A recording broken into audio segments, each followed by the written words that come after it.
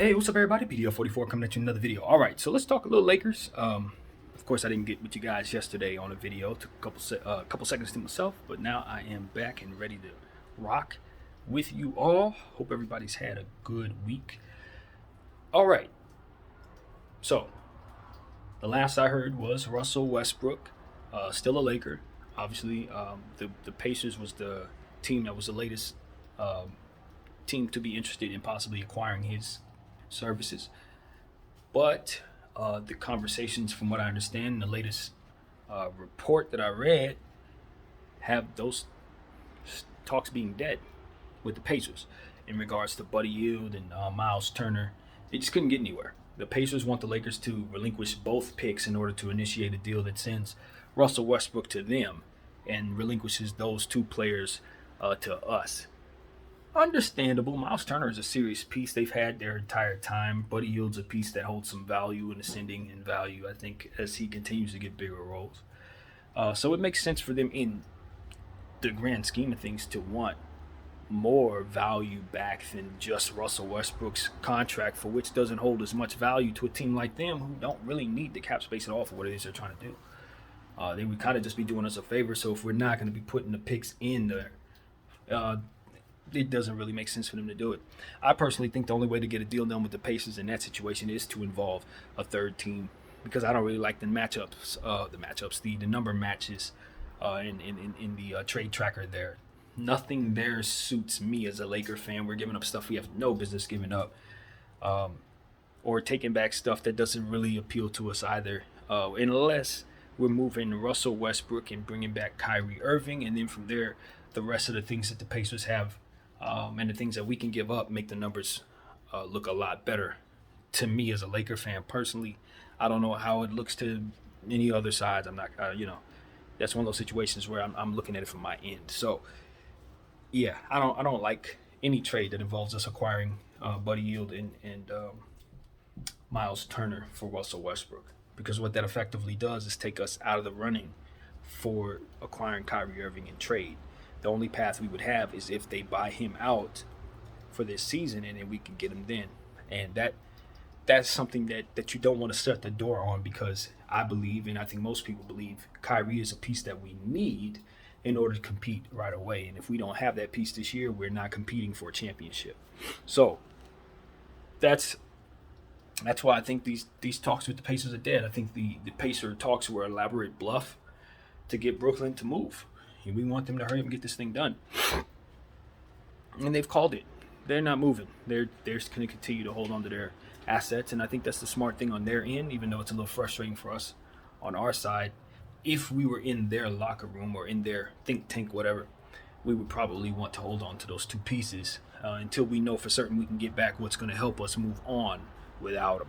And right now, they cannot officially say that for sure. So my prediction stands, and it's not one that I like at all. I don't think anybody gets moved between those two teams before the start of the season, or before the start of training camp at least. Now, once we get closer to the start of training camp, maybe there's more urgency once the media starts getting involved, start putting cameras in people's faces, and they start seeing that people don't want to be there, or even more so, not showing up for certain things. If KD decides to hold out, that could be a big thing that the Nets do not want hovering around them come start of the season. So I think at that time you may see a move made, or a couple weeks prior to, you may see a moves made, just because the urgency to not have that happen may kick in for some of these guys.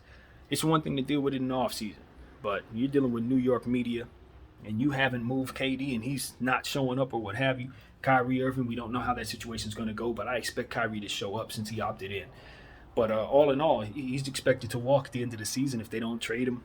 He's not necessarily happy to be there. And we know how Kyrie is when he ain't happy to be somewhere. Chances are he ain't going to throw his all into it. Chances are you ain't going to see him very much. So even though that wouldn't be the wisest choice for him, you know what I mean, in terms of he needs to start auditioning for basketball to extend his career so that he has a chance to keep doing this. Ultimately, if they treat him poorly, I can't guarantee he's not going to just not be engaged at all. I don't know that the evidence hasn't told us that's exactly what to expect.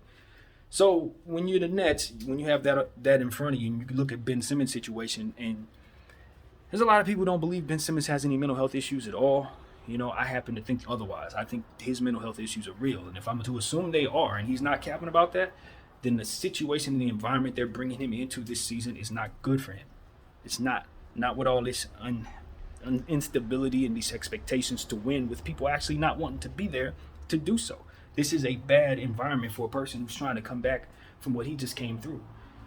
And then if from there you're telling him he needs to move forward, and the only reason why anybody would be staying there is not because they have love for it, but because they are being forced to and have to win a championship in that process, and you think that's a good environment, a good locker room for this man?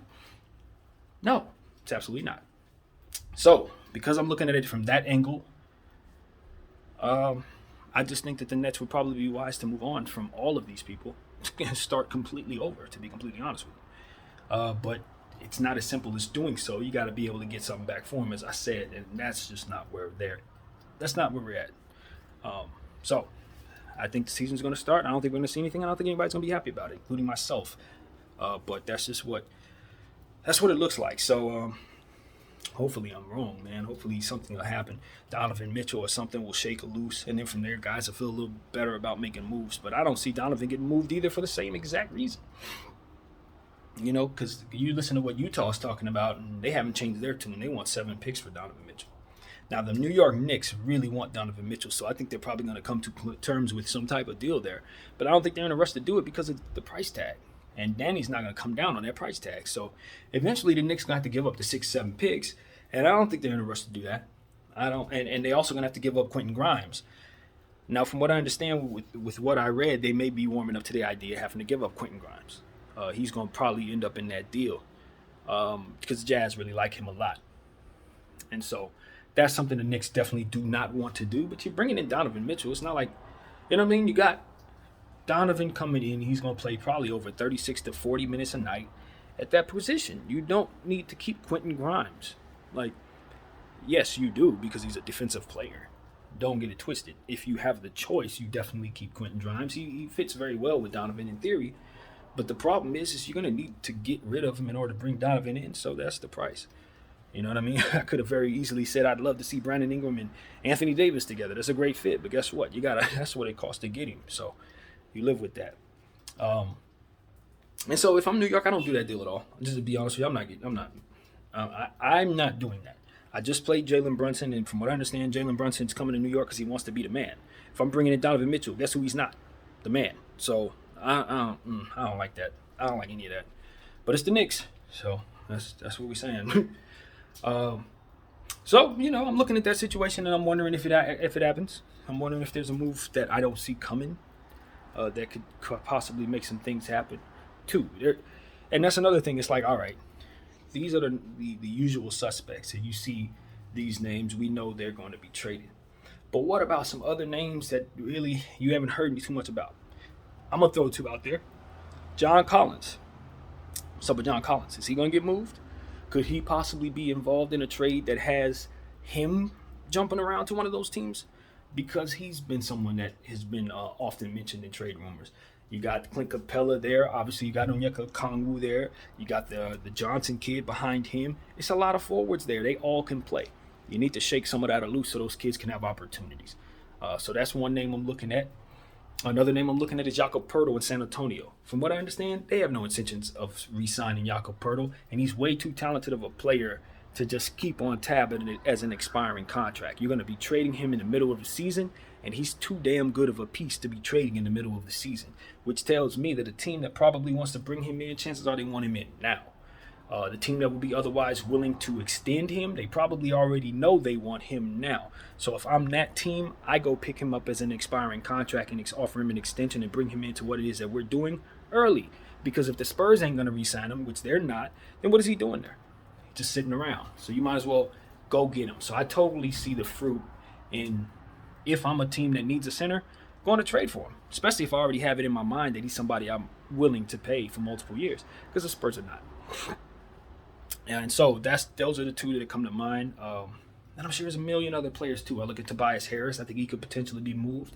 Even though I thought he was a good piece last year, I think they can make their team a lot better if they turn him into several pieces, especially after what they just did with PJ Tucker. I look at a guy like Reggie Jackson. I like him. He plays well for the Clippers. I like that they re-signed him to an affordable contract. If I'm not mistaken, it was a decent contract last year they re-signed him to. I see John Wall as somebody who could potentially change his entire role. Now you have Reggie Jackson on tab, and you don't need him as much because you do have Kawhi coming back. You do have PG coming back. You do have all these other guys like Covington and Coffee and, of course, God, I can't think of the man's name, but there are other players, is what I'm saying to you, all over the roster that are going to need shots. Reggie's role ain't what it was. You know what I mean? You don't need Reggie to play 25, 30 minutes no more. Now, he's one of several guys who are in that rotation, and as other guys ascend, including Terrence Mann. Norman Powell is who I'm trying to refer to, who also probably going to take more than 8 shots a game. I would prefer him shoot even more the way he's been shooting over the years. So this is a situation where the Clippers, as I've told you guys, have too many Chiefs.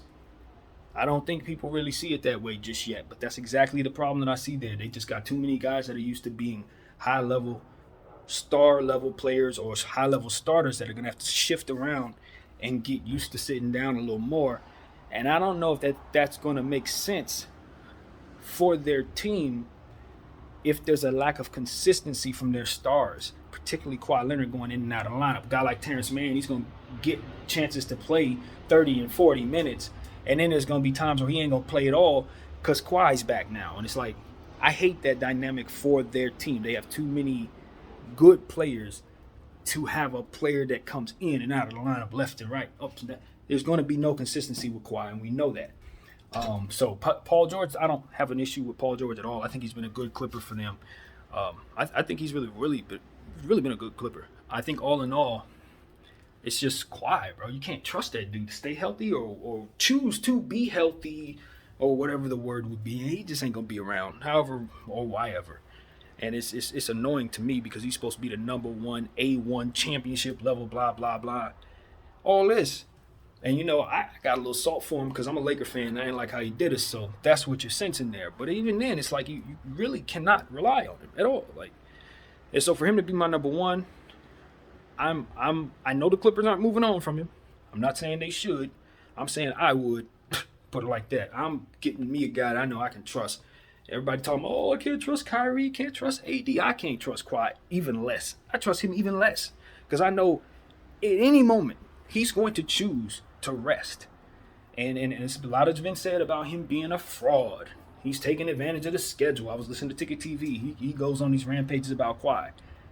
I don't know if I take it that far. I think he's preserving his body. I think he's hypersensitive to injuries. I think whatever happened, San Antonio did something to make him concerned about his health in a way that makes him, you know, be more so concerned and more willing to sit than anyone else. And I mean anyone else. And maybe that's okay. If you're Steve Ballmer and you trust that he's going to be around in playoffs, if that's what you sign up for, that's what you want. Hey, maybe that's part of the plan. But for me, no, I'm not doing that. Absolutely not. Not as he ages. No, maybe behind us, yeah, we roll with that. But from here, no, I'm not doing it. No, if I could trade him for Jaylen Brown or Jason Tatum or something like that, if I could trade him for a big time, if I could trade him for Kevin Durant, that was my foot kicking Kawhi out of the door. So I'm just letting you guys know that I don't think the Clippers are going to do anything like that. I think Kawhi Leonard is a good enough, great enough talent to where if you don't do anything, you could probably still find yourself really excited about a championship situation. But what I'm telling you is, if he twists his ankle, he's out for a month. If he hurts his shoulder, he's out for 2. If for some reason there's a knee injury, he may retire. Like, I just can't. I can't do that. Not with my number one. Not with my number one guy. And so everybody is on the bandwagon with the Clippers, and I just see a bunch of injuries, a bunch of guys I can't trust, and a bunch of guys on the back of the bench who I would love to move forward, but won't be able to move forward because of the presence of the guys I can't trust. So that's what I see there. What else, man? Let's skipping around the league. I talked about Detroit this morning. I'm really excited about their future, not their upcoming season, not necessarily, but I do think they're going to be a much improved team. I think Charlotte last year, they'll be a little better. 32, 40 wins, somewhere around that. But the talent level is crazy. What those kids are going to be able to do as they ascend, out of here. Cleveland's underrated.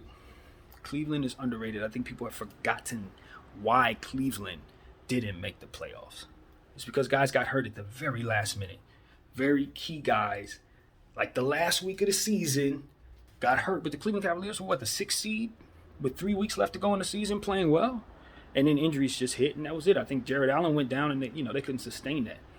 I think that's how that went. But I know the Cleveland Cavaliers were not supposed to be a play-in tournament team.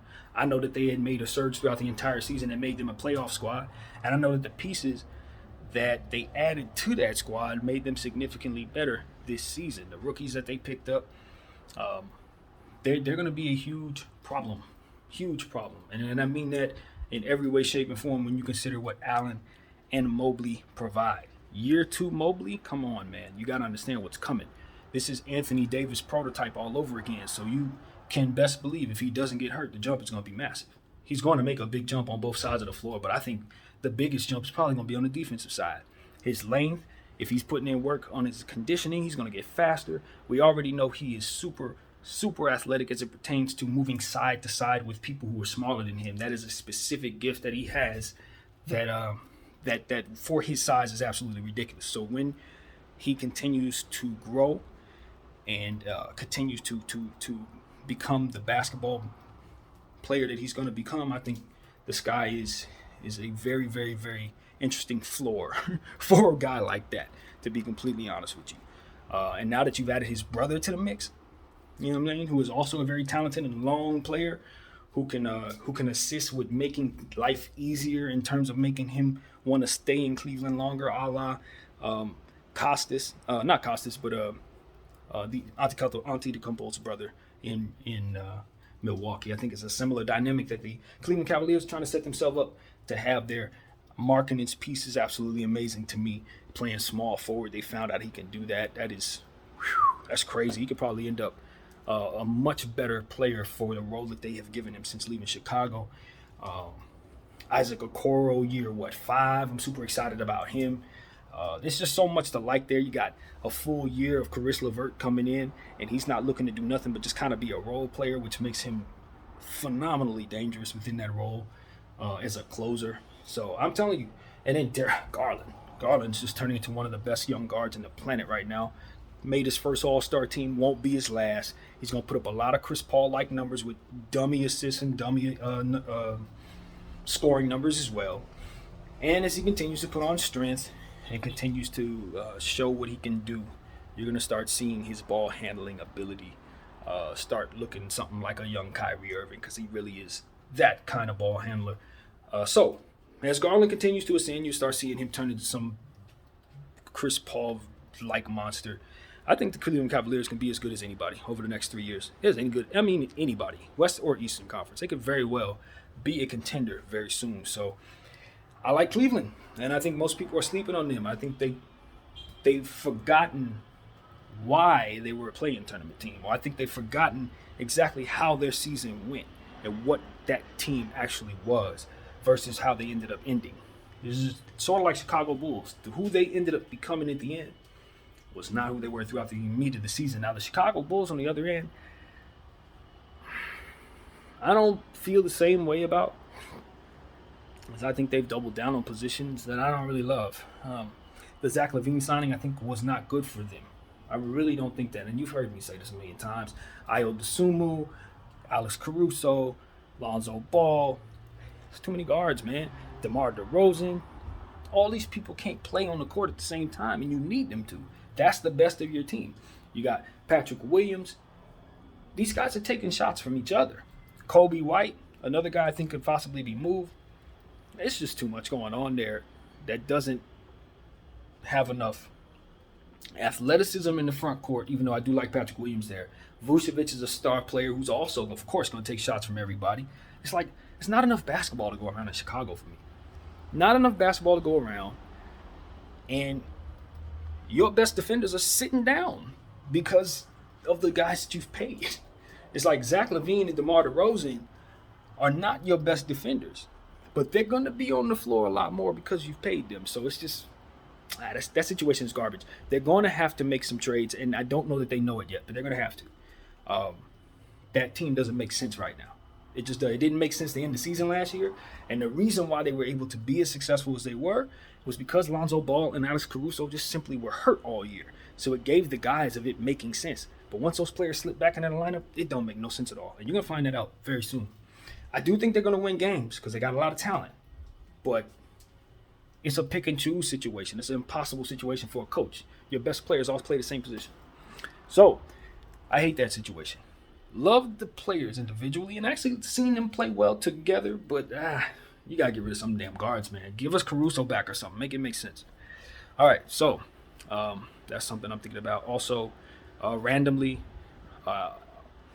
Austin Reeves decided that he's okay with not being called AK-47. I respect his decision. I don't have a problem with it, period. So I won't be calling him AK-47 no more. He didn't say please don't, but he said he's fine with you not, for very obvious reasons. So that's what it is. We're going to respect it. I'm looking forward to seeing what he does for our team this year, and all of that he brings to the table with the weight that he's put on this offseason. I'm intrigued to see if he really did that, or if it was like the kind of thing where players tell you that they've done certain things in the offseason and they really didn't do it, but it's more so their management trying to prop them up because it's time to get paid at the end of next season. So that's definitely his reality. It's time to get paid in the next season. And so this is an important year for Austin Reeves. And I'm worried. I'm very worried that the Lakers are going to do something stupid like letting him walk.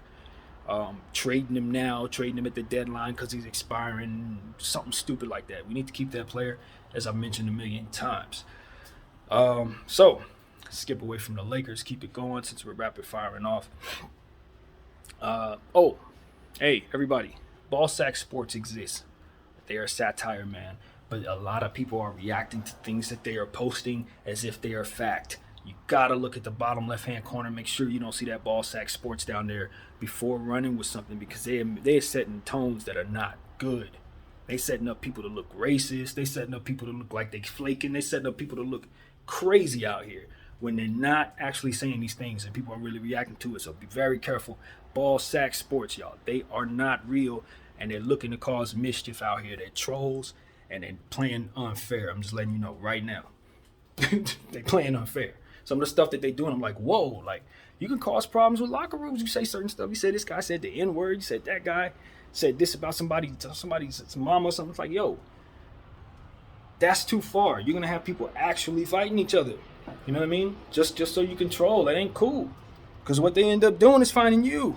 Once it goes left, the next thing they're going to do is find the troll. Who did this? And that's how that goes. So I don't know about that Ball Sack Sports, man. They need to make that little emblem a little bigger so we can ha-ha. But remember, yo, it's jokes. Something really happened, it's going to be a problem. So that's what I got to say, man. That is pretty much it, man. I'm enjoying my summertime, but not as much without NBA basketball. So this season needs to hurry up and start.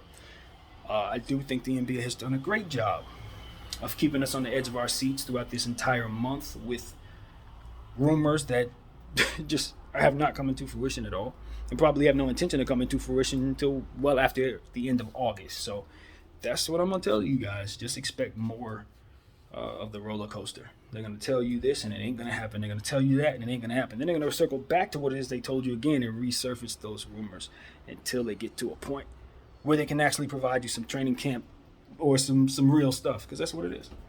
So that's all. BDF 44. I thank you all for watching. I'm out.